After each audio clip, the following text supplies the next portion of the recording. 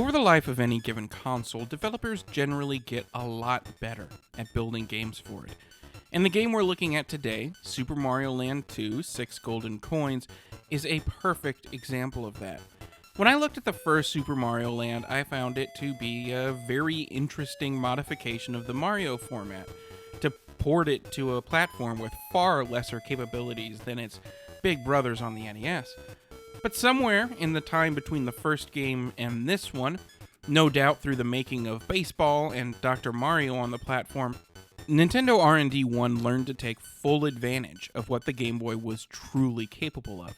And Super Mario Land 2 is a huge leap forward, becoming not only a great Mario platformer, but also a game that finds itself among some of the best in the series. I'm getting way ahead of myself, though. While Super Mario Land 2 does largely feel way more like a Super Mario Bros. Game than its predecessor, it has also managed to keep its own off-kilter voice in the process. This is still a very unique and weird game all its own, but without some of the mechanical differences in the first game that might act as barriers to longtime Mario platforming fans. Super Mario Land 2 plays a whole lot like just about every other mainstream Mario platformer. Out are the floaty platforming and weird scaling of the first game, and in are a set of mostly standardized Mario mechanics. The playability of the game is somewhat regularly compromised by some lag, however, when there's too much going on at once. This game clearly pushes the Game Boy to its limits, and it is very evident at times. This rarely led to any major issues where I missed any jumps or anything like that, but every time it happened, it was definitely distracting, and I feel like it could have easily led to my death in specific dangerous situations where it did lead me to lose a power-up or two. Much like Super Mario Bros. 3, this game has a world map that contains all the levels.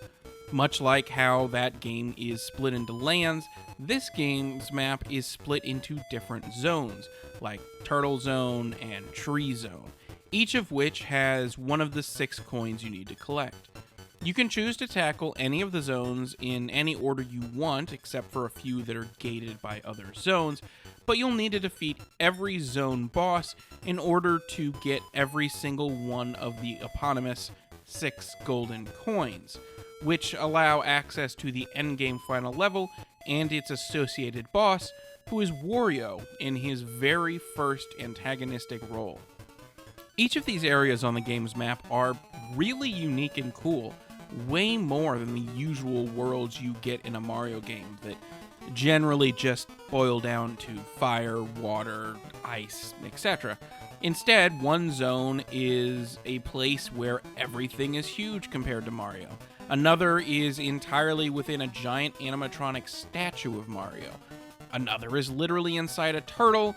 Another is in space. A few are kind of boring in comparison, like Tree Zone, but even those make up for it with interesting new enemies, many of which never appear in any other Mario game. In isolation, an entry in a game series having a bunch of unique enemies wouldn't even seem like that big of a deal, but this is Mario, and to be completely honest, a Mario game not having its most basic enemies be just plain Goombas in every single world feels unique, even if one of those enemies kind of just looks like it's a Goomba wearing a hockey mask. Thankfully, the way that the progression through the game works is way more forgiving in Super Mario Land 2 than it was in its direct predecessor.